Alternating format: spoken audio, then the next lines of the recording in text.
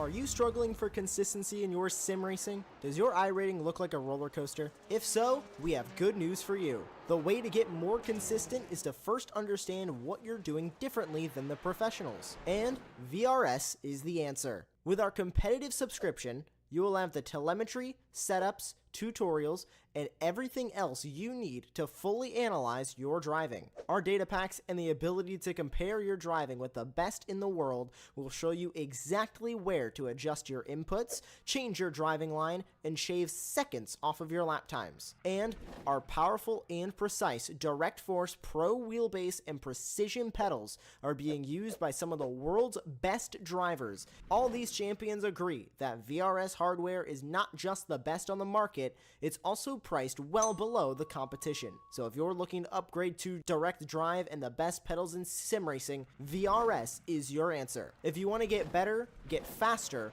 and make it happen sooner rather than later, you owe it to yourself to find out why so many people are switching to VRS. You'll be so glad that you did. Visit www.virtualracingschool.com and learn why the best use VRS.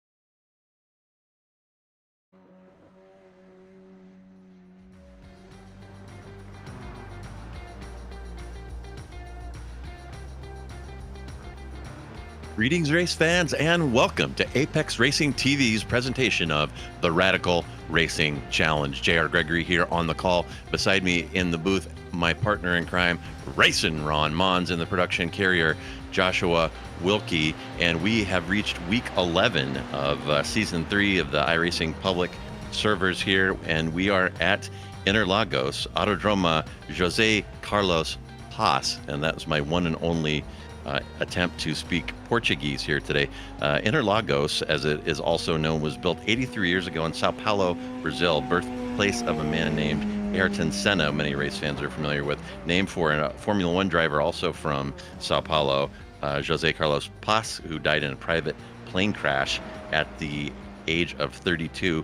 This track has hosted Formula One, WEC, stock cars, motorcycles, and more. It's a 2.7 mile, 4.3 click circuit, and I've misplaced the number of corners here. It looks like 15 corners, including the slate kink in the front straight. Current configuration lap record is held by Valtteri Bottas in a Merc W09.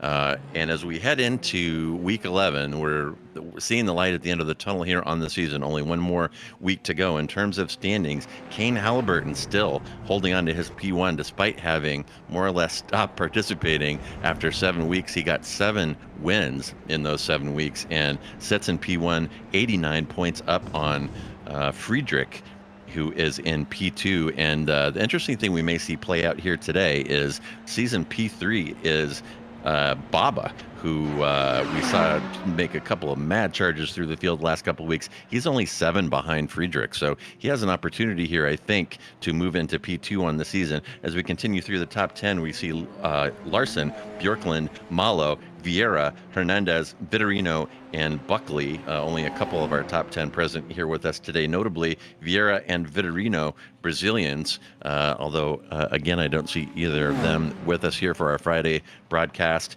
to defend their home turf.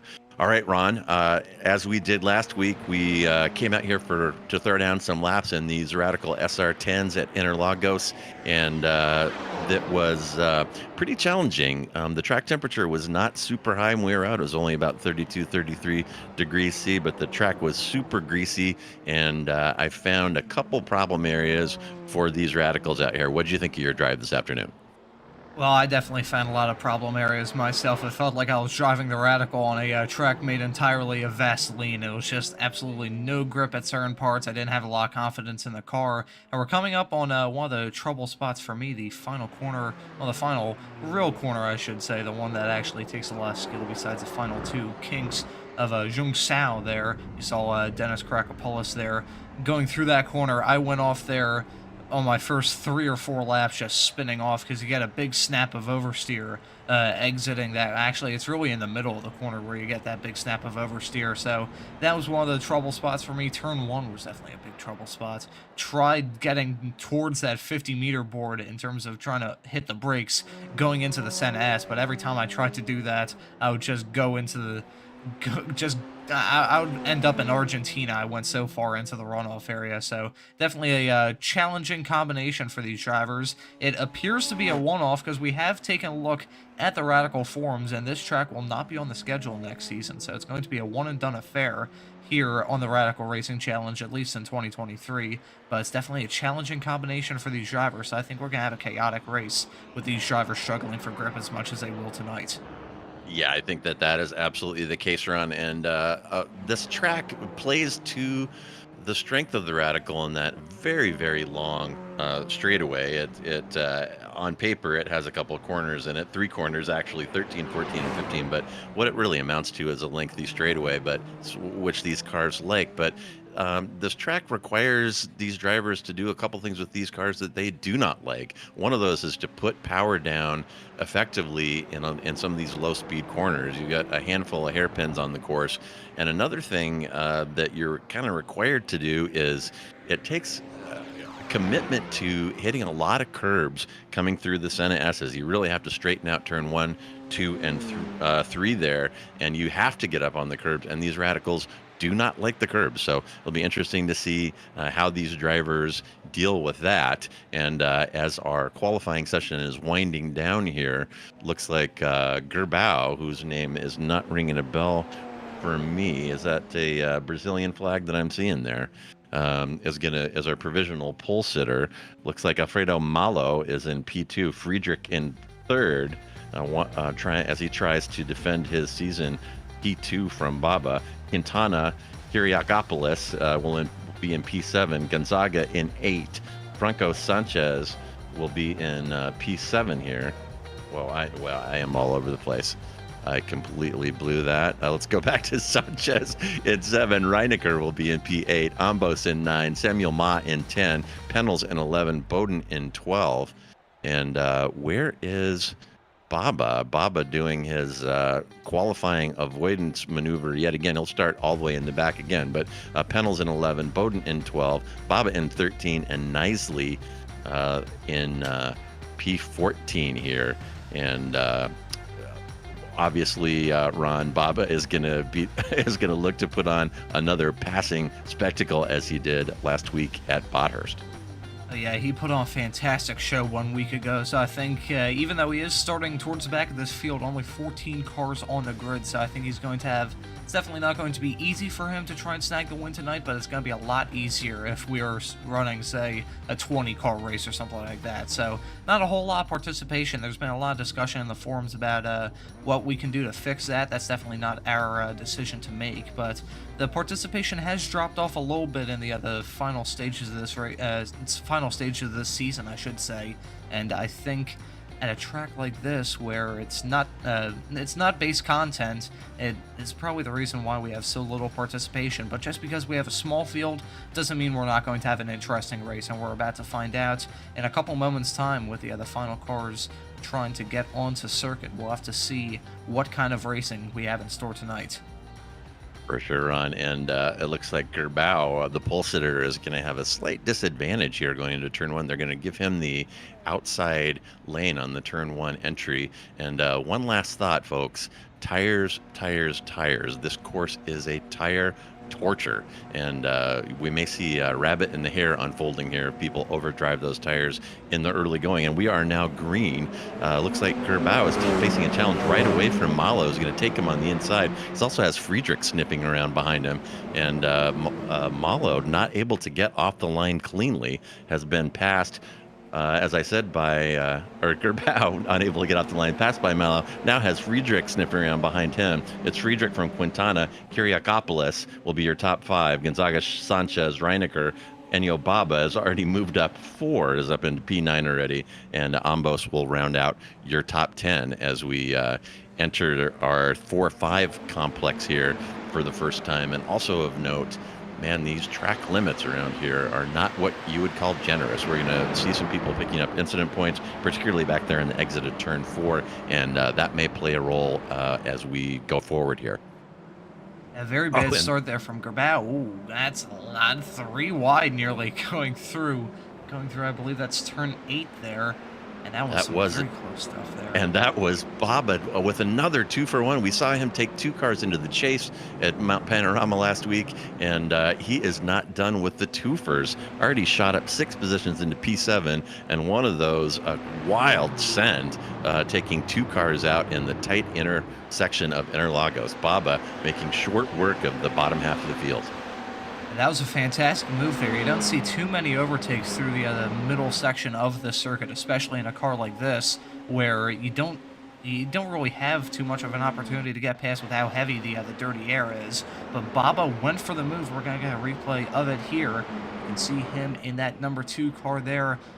Proud to have a number 2 on the on circuit. That's my favorite number, and he goes for the 2-for-1 dive there going into turn 8, and it works out nicely. The number 9 car there tried to go for the move. That was Reinecker there that tried to get the move back on Baba, but was unable to get that position back. So that was a fantastic move from Baba. He's already moved up to P7. He's already made up 6 positions, or we're just like a couple corners into lap 2. So I think in this 16-lap race, Baba, even though he's right now in 7th, about 3.5 seconds back, he's definitely going to be a force to be reckoned with tonight.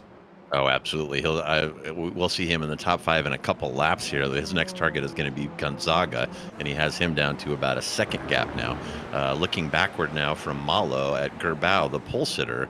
As I said, Gerbau struggled to get cleanly off the line and was disadvantaged by the way they set up the grid here at Interlagos. Malo taking advantage and immediately took P1 away from the pole sitter in turn 1, and is developing a little bit of gap there as you see Gerbau going wide into the grass. Very tough corner. That's the one that Ron was discussing earlier. Turn 12, critical corner to get speed onto this long straightaway. You saw Gerbau go wide into the grass. It is going to cost him, as Friedrich will get past him on the right, heading down the straightaway into turn 1. Although Gerbau is going to drag a wheel trying to get that position back from Friedrich. They're side by side now in turn 3, and Friedrich will come out of the Senna S's in 2nd place. Wow, good scrapping here in the front. And that was some great battling there between Friedrich and Gerbau, and I don't think it's over yet. Gerbau is looking really racy to the back of Friedrich, and now we've got 2 more cars getting involved in this fight. It was a 2-car battle. Now it's going to develop in the not-too-distant future to a 6-car battle right now. You can see those cars forming a bit of a train right now as they go through the middle section of this circuit. You've got Gerbau, and then you've got Friedrich, Gerbau, Cortina, Karakopoulos, Gonzaga, and Baba, who just swap positions there. Baba goes for the move down the inside of turn 8, so he moves up another position, now up 7 spots so far. And I think depending on how this battle goes in the next few corners, Baba is going to be smelling blood. He looks for the move there, going down the inside, nearly went for the move on Karakopoulos there to break into the top 5, but Baba is proving once again that he might not start up at the front, whether that's due to personal reasons. We'll just have to wait and see. We'll have to ask him at some point whether he just chooses to skip out on qualifying to have some kind of challenge in the race, but Baba just putting on a clinic passing-wise in the late stage of this season. He might be going for another move here. Ooh, going for the small little gap there down the inside of Karakopoulos. I'm sure Dennis was not expecting that move, and oh boy, definitely Quintina was not expecting Baba to go for the move on him as well. So that was contact between those 2 drivers. Baba moves up into P5, but he might have a little bit of damage on the front end of that Radical SR10. Yeah, Baba a little aggressive on that send there, and he's not going to make any friends. Who was he bouncing off there? Was that Sanchez that he had contact with in turn 1? Oh, that is a very good question. Oh, there might have been some more bouncing there. That was very close to contact as they went through turn 6. But yeah, Baba just, I mean, he went for the dive. You gotta give him some respect, even though it didn't work out at all for him. He made a little bit of contact there. I don't think he's gonna pick up too bad of damage, but we've seen throughout this season how you can pick up a small little bit of aerodynamic damage, and then for the rest of the race, it'll be like dragging a parachute, which at a track like this, which even though it has this very tight, twisty middle sector, the rest of the circuit is very fast, so I'm sure if he did pick up any sort of front-end damage, I think that Baba is going to be feeling the pain from that in the final 12 laps of this race. Yeah, the great train developing here. All these cars from Baba, Gonzaga, Sanchez, Kiriakopoulos, and Reinecker, and Ambos is going to get involved in this as well. Those cars are all within 1 second, many of them within a half a second. So they just turned into a street fight here in Sao Paulo. We're riding along with Sanchez now, looking at Gonzaga, seeing if he can get anything done with that draft on the front straight. And Baba is going to lock up going into turn 1. That is going to cost him a position. I told you earlier that tire wear was going to be a concern here. Baba driving hard. He may have already overcooked those tires with 11 laps remaining here. Baba struggling with grip going into turn 1. Wow. I think Quintina is really being a thorn in the side of Baba at this point. I think he went for the move a couple laps ago, and obviously it did not stick when they went to turn 1. And this past lap, he went for the move going into turn 1, and it didn't work out again. So I think Quintina currently running in the 4th position right now. He's stayed there, he started there, and he's staying there at the moment. But right now, you've got a very fast and probably a very impatient Ennio Baba trying to get past, and then right behind him, you've got a pack of Radical SR10s that are trying to close up. I think at this stage of the race, Quintina is kind of acting like a little bit of a rolling roadblock. Certainly Baba feels that, and maybe the cars behind are starting to feel that, because as he holds this pack up, you can see the drivers farther out of this pack are starting to catch up right now from P4 to P9. You can basically cover them all with a blanket, and then looking back a little bit more, you've got Ma catching up by about 2 seconds. So he's got 2 seconds to give until he can catch up to the back of Ambos. But those drivers are very close. Certainly these two drivers are close here between Baba and Quintina. I think Baba is going to have to, he's going for the move for the 3rd lap in a row. He goes for the inside and he gets that move done. So now he has disposed of Quintina. He's now moved up 9 positions in this race. And I will say, I don't think he has a very good shot at the podium at this stage of the race, because all that muck breaking and beating people up for the past couple laps in this pack has allowed the podium runners to pull away a little bit. So you can see now Sanchez is going for the move on Quintina. That is very close as they exit the turn 4 and go into turn 5. That is the section of Hesita del Lago there. So those drivers very close, but as they were battling, the front 3 runners pulled away. Yeah, and Baba will have to keep it. Whoa, and we just lost somebody there. Looks like Kiriakopoulos caught somebody. Looks like he ran into the car from behind, causing him to turn. He picked up some damage on his front end. Not sure what happened there, but you got to wonder if Baba was looking at those points and has a bullseye on Friedrich, knowing that he is only 7 points down in the season standings to that driver. So he's only 2 behind Friedrich at this point. And here's Kiriakopoulos. Looks like he's coming up behind Gonzaga, and maybe he gets a little optimistic about braking here. Yep. Yeah, he might have locked up a little bit, had some contact with Gonzaga. That was enough to turn him, and that will cause him to drop back. He is now sitting at P11, which is 6 positions behind his qualifying position in P5. And meanwhile, as you pointed out, Ron, Malo has now created a, looks like almost a 5-second gap to Friedrich. And Friedrich now has Girbau and Baba.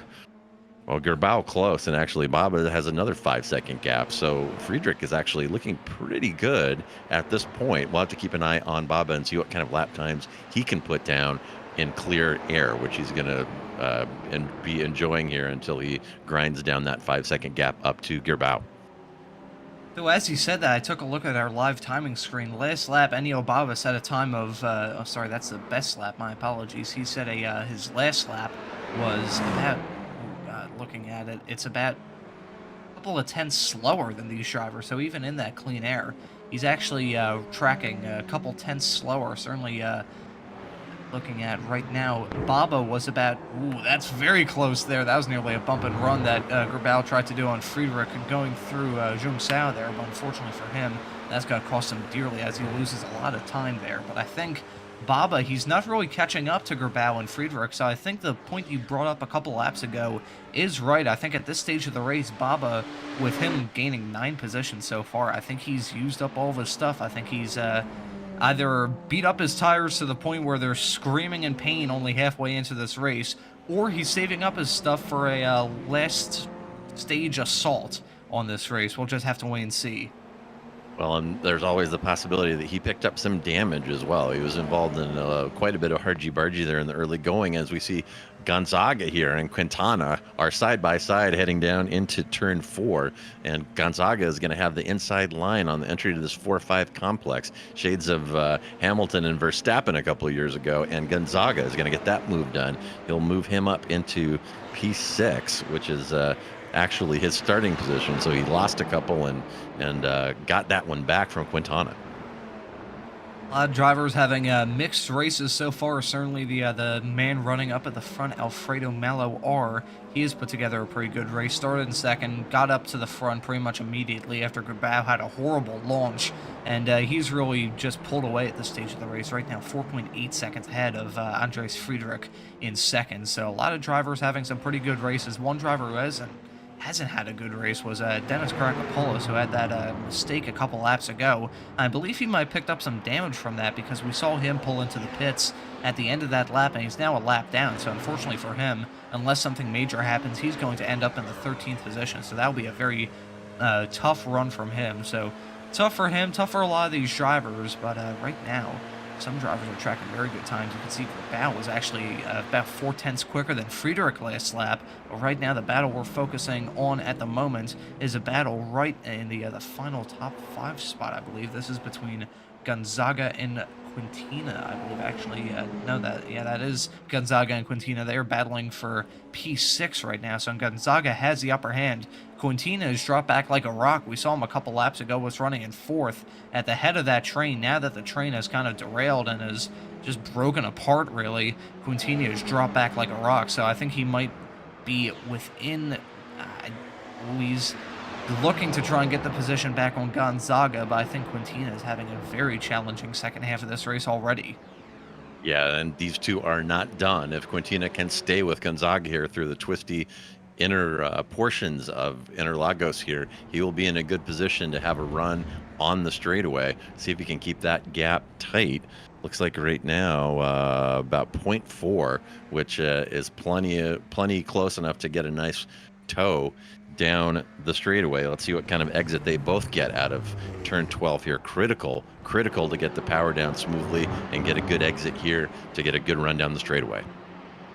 Of all the corners that we've gone through this season, and there have been a lot of them, that final corner there, well, turn 12 really, it's not really the final corner because you have these 3 kinks afterwards, but I call it the final corner because it's really the last corner where you got to put in like more than 5 degrees of steering into it to make it. But that corner is probably one of the most important of all the corners that we visited this season. So it's just really important to try and get a great exit there, because if you get a bad exit, you're just going to be a sitting duck going down the main straightaway. And if someone tries to get past you, it's going to be really hard to try and get back, because one thing that is important with these cars, as much as a slipstream plays a big effect, the dirty air plays an equal effect through the corners. So going through turns 1, 2, and 3, going through the Santa Asses, it's really hard to stay to the back of the other car ahead of you. But right now, this man, Grabau, is staying very close to the back of Friedrich. Grabau had that mistake a couple laps ago, and that cost him dearly. Now Friedrich nearly makes a mistake. He nearly did a bit of lawn mowing there,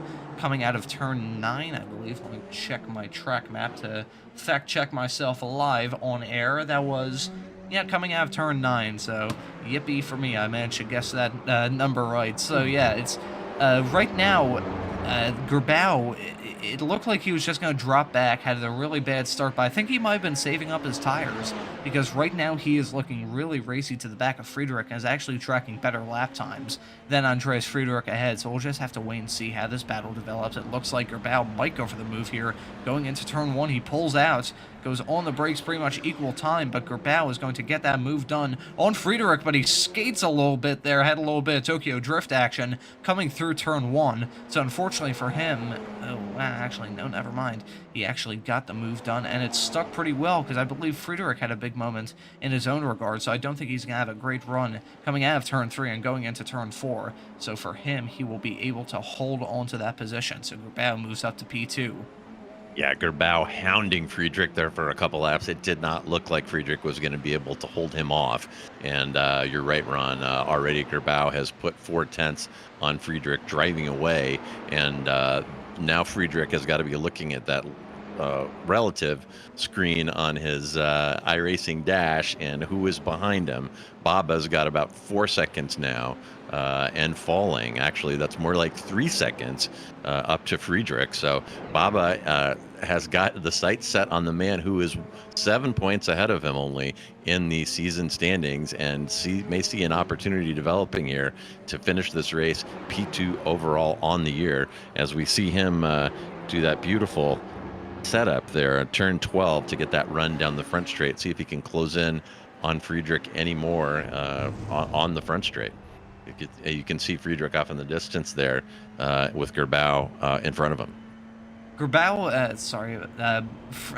Baba has been a pretty big benefactor from the battling that we saw between Gerbau and Friedrich. So I think a couple laps ago, I believe the gap between these drivers was fairly large. I mean, it's still fairly large, you gotta admit, but right now in this stage of the show, only about 4 seconds between these drivers. So I think Baba has a really good shot of grabbing the final podium spot. Certainly, that'd be very impressive if he could do that, even with the damage he has picked up.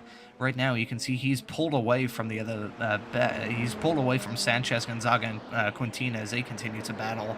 So right now, Baba is really one of the fastest men on the race course. Certainly the fastest as Mallow R, who is your front runner and looks to have a pretty nice Sunday cruise he's on at the moment. So right now he's about 7 seconds ahead of this battle between Gerbau and Friedrich.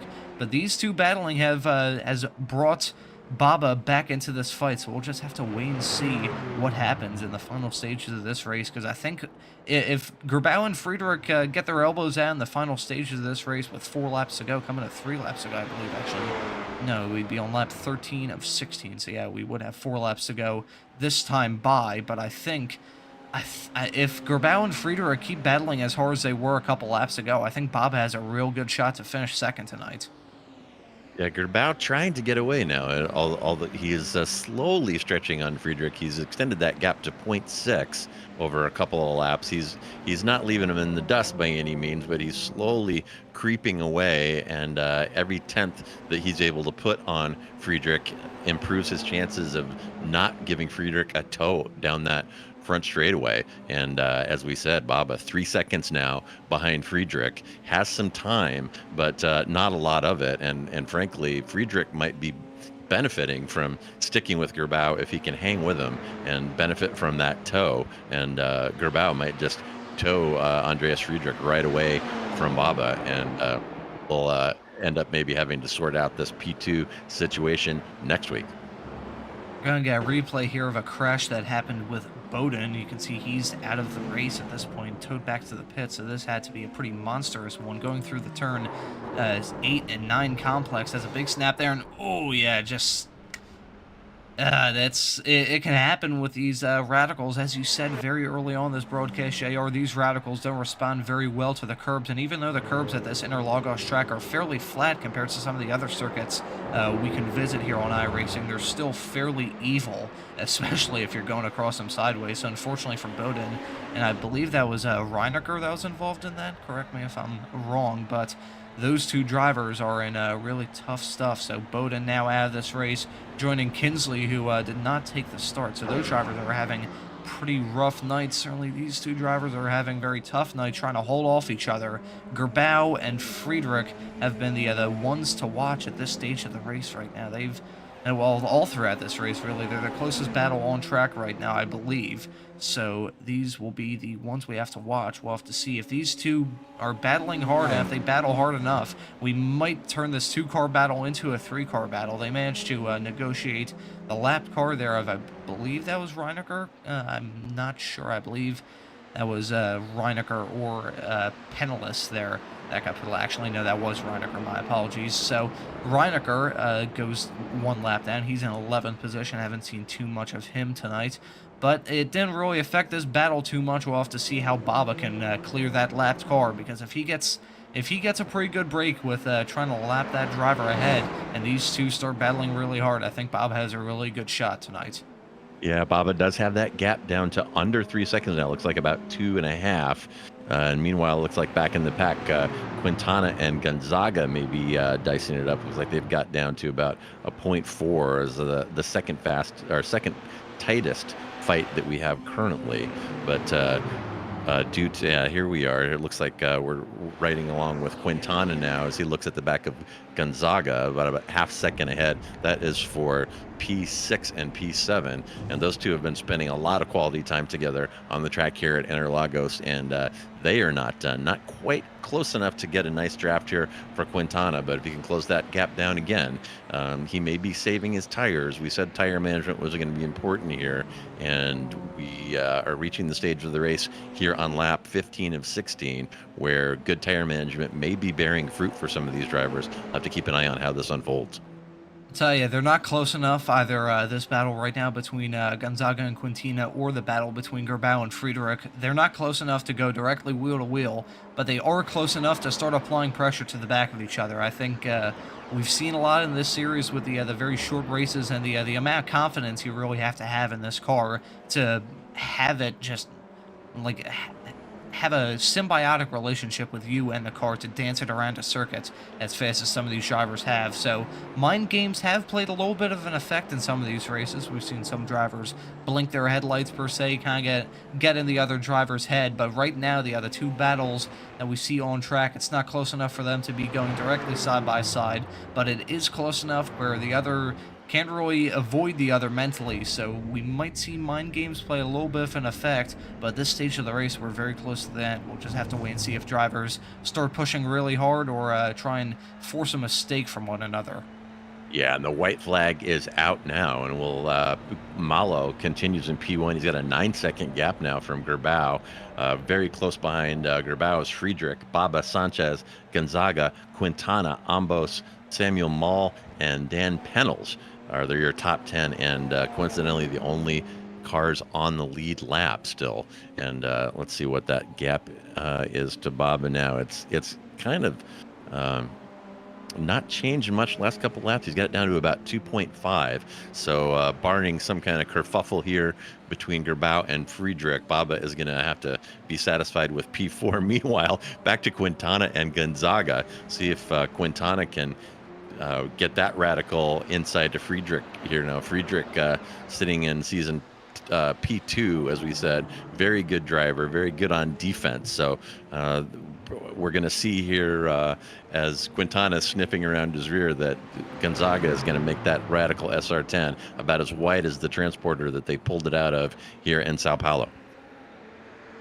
The man to beat all night, though, has been Alfredo Malo, who we're seeing coming through the final corners. He's put on a dominant show. We haven't seen a lot of him in the Radicals. I have seen a little bit of him in the Formula 3.5 series, but in his first showing here on the Radicals here on Apex Racing TV, Malo puts together a very dominant drive and wins over Gerbau and Friedrich by about 8 seconds, nearly 9 seconds, and those two drivers finish line and stern. No change there. Gerbau finishes ahead of Friedrich, who finishes ahead of Baba, and then we have Sanchez finishing in P5, and then the battle between Quintana and Gonzaga does not end in a change of position, although they were somewhat close towards the end. Gonzaga finishes ahead of Quintana, my apologies, and then we have a few more drivers to cross the line, fairly spaced out field, not a whole lot of action compared to what we've seen throughout the rest of the season, but still, it's nice seeing these drivers really get challenged, and this was definitely, of all the buzzwords we could use to describe this car and track combo, it would definitely be challenging, would be right at the top. Yeah, absolutely. And wow, what a street fight, though. Early going in this one. Tire management, to heck with it, I think they were saying, particularly Baba. We saw him with another 2-for-1 pass in a very difficult area in turn 8, a place where normally these cars are lining up nose to tail and not trying to contest those corners. But Baba showing once again that he has exemplary control. These very twitchy, difficult to drive radicals. And man, what another good one here today, Ron. Holy cow. Yeah, definitely a lot of action all throughout the field. Some mind games coming into an effect, and definitely tire management playing a bit of a role as we saw a bit of a can mass effect all throughout the field. And it caps off week 11 here of the Radical Racing Challenge. We have only one race to go, and that's Canadian Tire in 1 week's time. And then after that, we'll switch our attention to season 4 of 2023. And I think after we go over the results, and if we don't get any interviews, we'll have to go over the schedule, because it's very interesting, to say the very least. Yeah, absolutely. And again, Malo, Gerbau, and Friedrich are going to be your top three. Ennio Baba is the hard charger. Once again, he moves up 9 positions to finish in P4, followed by Sanchez, Gonzaga, Quintana, Ambos, Ma, and Daniel Pennels. That will be your top 10, and that is all the cars today on the lead lap. Reinecker, Kyriakopoulos, Bowden, and Knisley 16 laps down. It looks like he didn't take the start. So there are your results. And Mosport, I got to say, I am really looking forward to. It's a track that I enjoy driving, and it is a track that I think these cars are going to thrive on. High speed, long straights, sweeping corners, not a lot of dramatic braking, with the exception of the that one at the bottom of the hill, whose name is just flew right out of my head. But how do you think Mosport is going to unfold for us, Ron?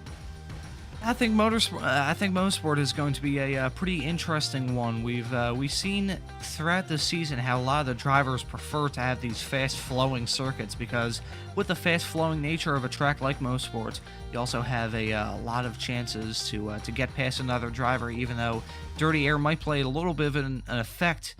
With that race, we also have a very long straightaway, the Andretti straightaway, to try and slipstream past another driver. So we'll have to wait and see what the action will be from Canadian Tire, and it's certainly going to be a track that's going to punish a lot of these drivers. If they make a small little mistake, they're going to be in a world of hurt. So we'll have to wait and see if those drivers played a little bit cautious in 1 week's time, or whether they try and get their arms out a little bit. Certainly, if they want to win the season finale, that would be it. So we've only got 1 week left, and I'm sure some of these drivers would want to end this season of iRacing on a high note. So I'm sure we might see some drivers be a little bit more aggressive at Canadian Tire. Yeah, without a doubt, Ron. And looking beyond Mosport now, you mentioned the provisional schedules are out for season 4. And looking ahead, there's some pretty interesting tracks. There's some high-speed tracks. There's some kind of shorter, tighter tracks, kind of similar to what we saw this season. Anything stand out on the season 4 schedule for you?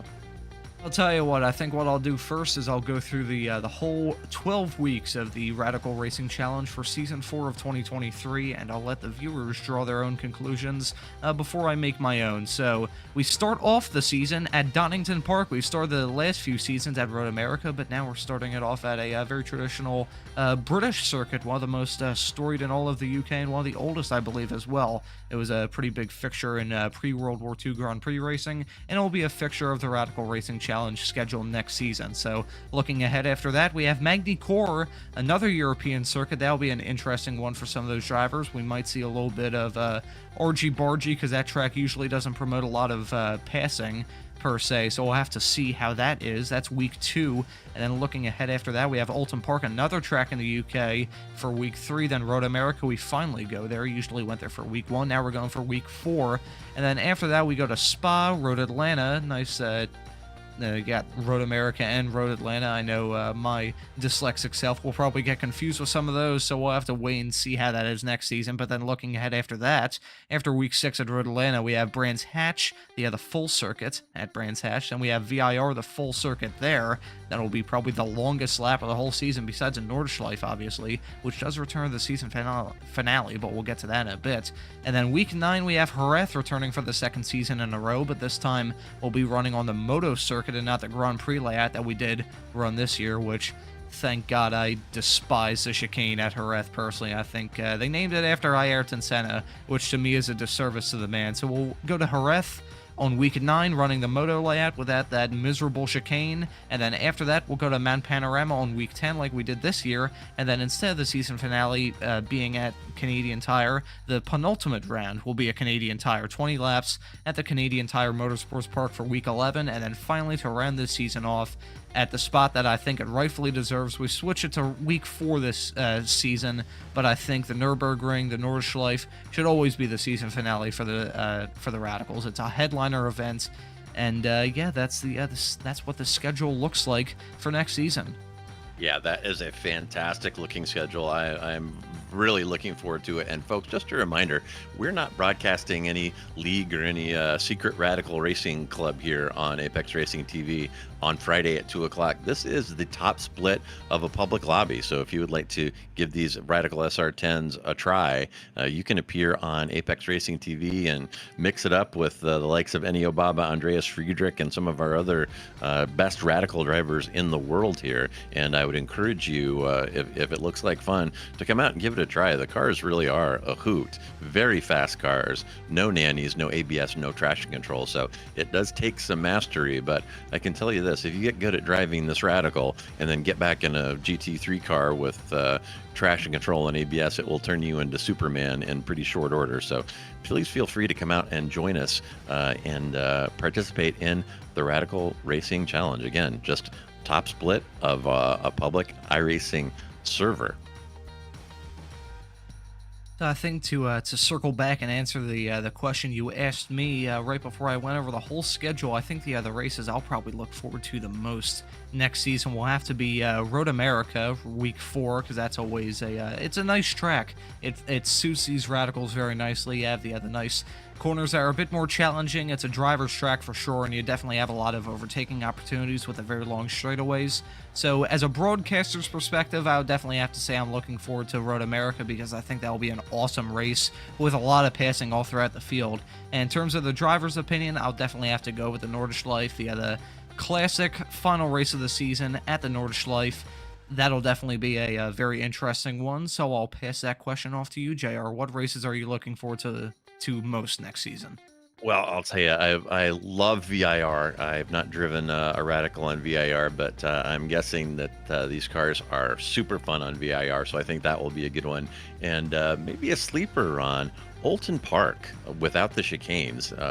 Oulton Park is pretty heavily used on iRacing, very frequently has those chicanes there on the back straight, and without those chicanes, these Radicals are going to be going wicked fast into that uphill right-hander at the end of the back straight of Oulton Park.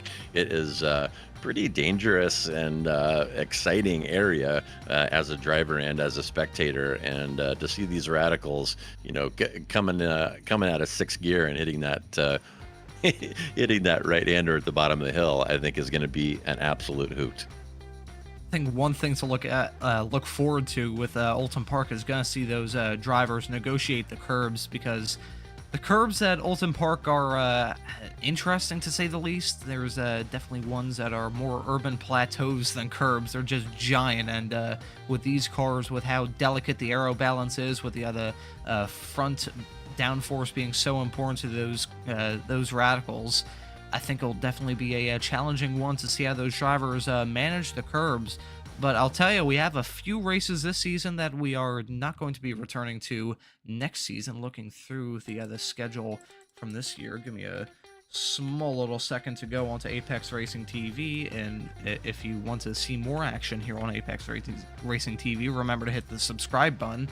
But looking over the schedule that we've had this year, there's some pretty, I won't say blaring omissions, because I do appreciate the people in charge of the Radical Challenge to kind of give a nice kind of twist to the schedule, because you can't just run all the same races every single season. But looking through, I think you have some blaring omissions. I would say Laguna Seca missing from the schedule. That's a little bit disappointing to me. And Sebring as well. We saw the night race at Sebring this year put on probably one of the best shows that we had all season. Certainly one of the most hectic races we've had all year long. So it's a bit upsetting to me that we had those two races kind of taken off the schedule. But at the same time, I do appreciate the people in charge of the Radical series. The other community is always really integral to putting these broadcasts on and making this series possible. So that's their decision. Me personally, I think think if we had Sebring, I would definitely consider it a perfect schedule, but I do appreciate them mixing it up a little bit and trying some new races. We'll just have to wait and see next season how those races are and if it's a very good show or not. Really great point about the Sebring race. I'd kind of forgotten about that run and the night race. I think that was kind of a curveball to some of the drivers, that the race was a little messier than these folks usually drive. And looking over the schedule, there are a couple of these tracks that are well suited to racing at night. Obviously, Spa, Road Atlanta could have some night driving. And what about Nordschleife at night? That would add a nice little bit of spice to the finale. What do you think of that? That would be that'd be an interesting one. We are kind of close tonight this season, because that race is going to be held in sunrise time of day on iRacing, but the rest of the races are going to be held in the morning, which I think is a little bit of a missed opportunity. I mean, as you said, if we ran a race like Road Atlanta or Spa at night, that would put on some that would be some interesting stuff from start to finish. So I think that's one thing that the people in charge of the Radical series could do next year, is try and experiment with the time of day, because even though the Sebring race didn't get the attendance that I was personally hoping for an event like that, it was still interesting for them to give it a try and just see the very unique kind of racing it put on that night. We had a lot more incidents. As you said, those drivers got thrown a curveball when the race at Sebring was held at night. So I think maybe next season, maybe for season 1 of 2024, of course that's a long way away, but maybe for then we'll have some more experimenting with the schedule. But for now, I think we definitely have a lot to look forward to in season 4, and we'll just have to wait and see in a couple weeks how things are.